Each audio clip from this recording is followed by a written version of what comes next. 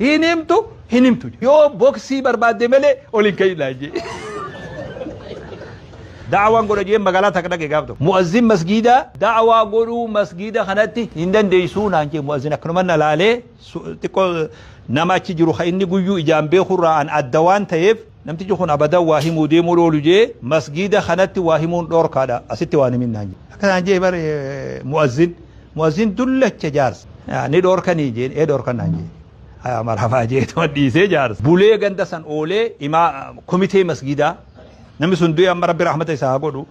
komitee masgiidaa eegee hunoo durataan komitee kana naan jaandu namtichi san qabee dubbise dhagaye jeen masgiida hoggaan dhufu mu'azzin masgiidaa waa himuu masgiida kanatti dhoorgaadha naan jee ani immoo waa himurrallee maraanne maraataami nama fayyaa qabu nama waa himurratti maraateemi ammoo masgiida abalu waazii dhoorganii jiran je'ee gaddeebi'ee badalan himu waan kun dhoorgaan tun hangam takka jabduu gaafachuufin si barbaadee jeeni ammallee akkan himu naa hayyamuu odoon ta'in dhugumaan dhoorgitanii jechuu si gaafachuu si dhufeen jeen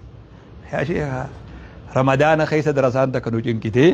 masgiiduma keenyattuu waan himinaa jenneen jee jaarsi kun sanuma qabatee akkana jee malee akkamitti masgiidatti waa himuu dhoorginaa naan jee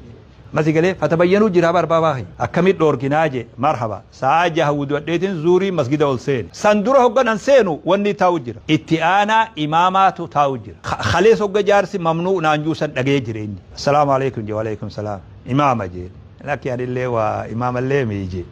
نجيجين أنا اللي عند خينيتي إمامة أنا مو إمام الدعاء كخيتي خنامتي جيندو رفاتي نمتيجو أكمل كان نانجت شيخ جي أتي إمام الدعاء جي wanni ummanni kun uf dura si khaayef ummanni kun horii maallaqa sirra qaba biyya sirra beeka biyya meeqa deemee beeka aqlillee gariin namaa sirra jabaadha wanni mihraaba kanatti uf dura si godhaniif waa'ee diin beeytaa nu hoogganta jedhanii as si khaayanii hogga khalee jaarsi masgida kanatti waa himuun dhoorka juusan usteetuma mataa lafa keessee hoggateensu imaama du'a akkasitti si argeenyeen wallaahi gaa jaarsi xiqqoonnee godhate nalleen hin lolle rabbina baasee ani lena itti hujuma godha hujuma akka jirri juusan no anuma isa ha saweeti qotaa jaarsi sun fiigaa dhufe wudu'atee khabishaan aree darra faca'u hogga dhufu anuma arge hinhimtu manaan jedhu akkuma himuu deemuu seebar inni dila jibbaata godhu kana himumaa akkana akka qabsaa'u itti fakkaata hinhimtu jedhu yoo boksii barbaadde malee olin kaylaa jee jaarsa kana isa kanarra anaatu hawaasa san qaba hawaasa sun magaalaatii hawaasa godhu yoo dhaan amma lafaa ol ka'e jaarsa san gurra qabanii masgiida baasan andee akkasiis hin barbaadu akka namni walibbu daawaa godhe jettee nama walibbuu sun daawaadha ganda tokko dhuftee masgiida nama wal lolchiiftee hogga deemte ati daawaa goote jaamta moo akkam goote jaamta boksii yoo barbaadde malee olin kennaan jee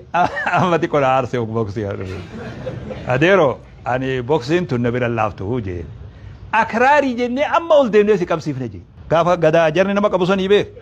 amma akraari jennee si qabsiifnaa je tunillee waa boksirra jabduu miti jeen akraari jettee na qabsiif tunillee boksirra jabduu miti jeen namtichi alloleen sun imaamni dhiisi ni hima jeeni bara imaamni kiyya amma jabaate du hay ni hima inni warra sanii mi jeen warra sanii mi kun nama nagaati jeen ati warra kam firraayee dadeero kami warra ati firraayee haya kigotu himi waan nama wallolchiisun himinii naan jedhe yaa adeero waan nama wallolchiisun qaraane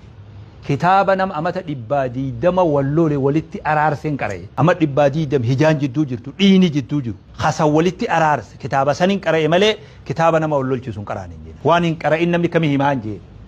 haya marhaba zuri ani gaawga nabi salaatu hime ogaa hime booda wallahi sirri himte gaarii himte naan jee innumtu bareedaa min jee bareedaa jee